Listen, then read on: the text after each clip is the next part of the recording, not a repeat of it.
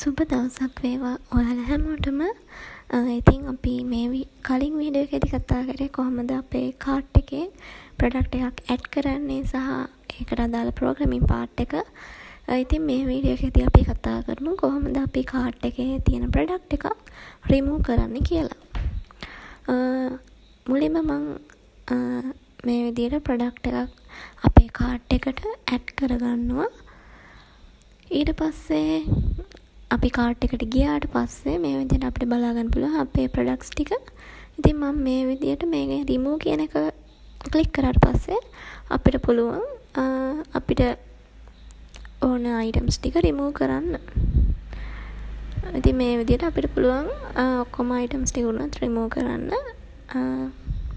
ඉතින් ඒ වගේම අපිට ආයෙත් පුළුවන් අපි කැමති ප්‍රොඩක්ට් එකක් අපේ කාට් එකට ඇඩ් කරන්න.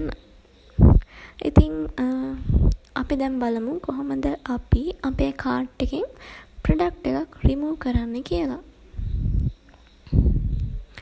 අපි අපේ කෝඩ් එකට යමු.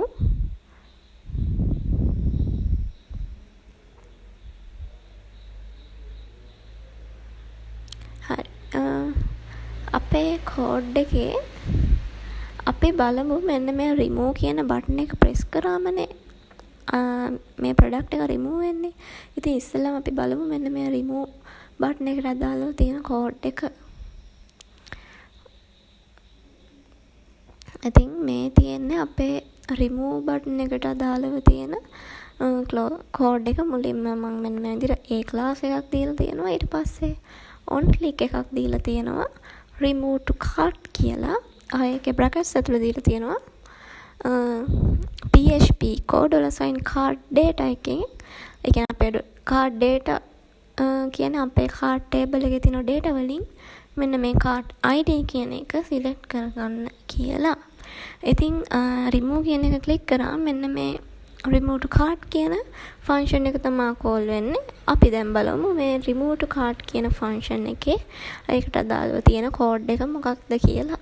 ඉතින් අපි බලමු අපේ strip.js file එකේ මේ තියෙන්නේ අපේ remove to cart කියන function එකට අදාළව තියෙන code එක. මුලින්ම මම function එක හදාගෙන තියෙනවා remove to cart කියලා. brackets ඇතුළේ දීලා තියෙනවා id කියලා. ඊට පස්සේ variable එකක් හදලා තියෙනවා request කියලා. ඊට පස්සේ එක assign කරලා තියෙනවා new xml http request වලට. මේ තියෙන අපේ ajax part එක. මෙතනදී මම request.onReadyState change කියන එක assign කරලා තියෙනවා අපේ function එකට. ඊට පස්සේ if එකෙන් request.readyState කියන එක equal ද බලනවා forward සහ request.status කියන එක equal ද බලනවා 200 වලට. එහෙමනම් අපේ response කියන variable එක assign වෙනවා request.responseText.trim වලට. ඊට පස්සේ ආයෙත් if එකක් තියෙනවා. මෙතනදී අපේ response එක success ද කියලා බලනවා. response එක success නම් අපිට alert එකක් එනවා product successfully removed from cart කියලා. ඒත් එකම අපේ window එකේ location එක reload වෙනවා. ඊට පස්සේ response එක success නෙවෙයි නම් අපිට alert එකක් එනවා response කියලා. ඊට පස්සේ මෙතනදී අපි get method එක use කරලා තියෙනවා. request.open කියන එකෙන් අපි get method එක use කරලා remove cart process.php question mark id equal to plus id true කියලා මේ විදිහට දීලා තියෙනවා. ඒ වගේම request.send කියන එකෙන් අපි request එක send කරලා තියෙනවා. ඉතින් මෙතනදී අපි request එකක් ඇවිල්ලා open කරගෙන තියෙනවා අපේ remove cart process කියන PHP ෆයිල් එක සහ අපි request එක send කරලා තියෙනවා. ඉතින් අපේ product එක remove කරන process එකට අදාළව තියෙන JS code එක තමයි මේ තියෙන්නේ. අපි දැන් බලමු මෙන්න මේ remove cart process කියන PHP ෆයිල් එකට අදාළව තියෙන code එක.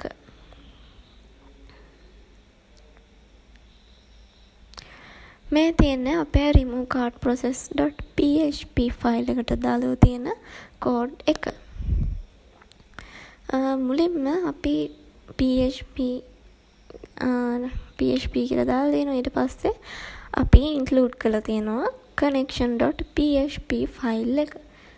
ඉතින් connection.php ෆයිල් එකෙන් තමයි අපේ database එක අපේ වෙබ්සයිට් එකත් එක්ක කනෙක්ට් වෙන්න අපි කෝඩ් එක දාලා තියෙන. ඊට පස්සේ මෙතනදී if එක යූස් කරලා තියෙනවා.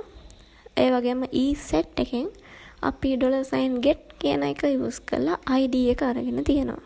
මෙතනදී අපි අපේ product එකේ ID එක තමයි අරගෙන තියෙන්නේ. ඊට පස්සේ $cart ID කියන එක assign කරලා තියෙනවා $get කියන එකේ ID වලට. ඊට පස්සේ database එකේ IUD එකක් දීලා තියෙනවා delete from cart where cart ID assign $cart ID. ඒ වගේම echo එකක් දීලා තියෙනවා success කියලා. ඉතින් මෙතනදි වෙන්නේ අපේ $get කියන එකෙන් අපි product එකේ ID එක ගන්නවා.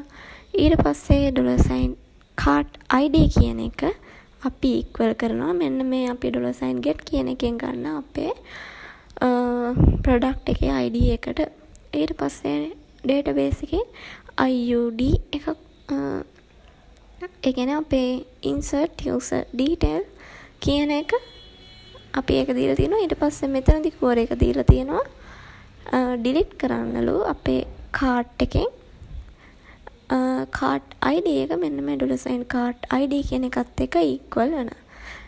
ඉතින් මෙතනදි වෙන්නේ අපේ මෙන්න මේ තියෙන product එකට අදාළ product ID එක අපි cart එකෙන් ගිහිල්ලා අරගෙන cart එකේ තියෙන ID එක බලනවා අපේ product ID එකත් එක්ක සමාන වෙන. එහෙමනම් ඒ product එක අපි අයින් කරලා දානවා. ඊට පස්සේ අපිට echo එක success විදියට බලා ගන්න පුළුවන්. ඉතින් අපේ මේ product එකේ ID එක cart එකේ ID එකත් එක්ක equal වෙන්නේ නැත්නම් අපිට something went wrong කියලා තමයි echo එක එන්නේ. ඉතින් අපේ cart page එකෙන් product එකක් remove කරන්නේ කොහොමද කියන එක තමයි අපි දැන් කතා කරේ. ඉතින් මෙතනදී අපිට පුළුවන් product එකක් add කරන්න වගේම අපිට ඕන product එක select කරලා ඒක remove කරන්න අපිට හැකියාවක් තියෙනවා. ඉතින් මේ වීඩියෝ එකේදී අපි කතා කරේ කොහොමද අපේ වෙබ්සයිට් එකේ cart එකෙන් අපි add කරපු product එකක් remove කරන්න කියන එක. ඉතින් මේ වීඩියෝ එක මෙතනින් ඉවරයි. මේ වීඩියෝ එකත් එක්ක එකතු වෙලා හිටිය ඔයාලා හැමෝටම ගොඩාක් thank you.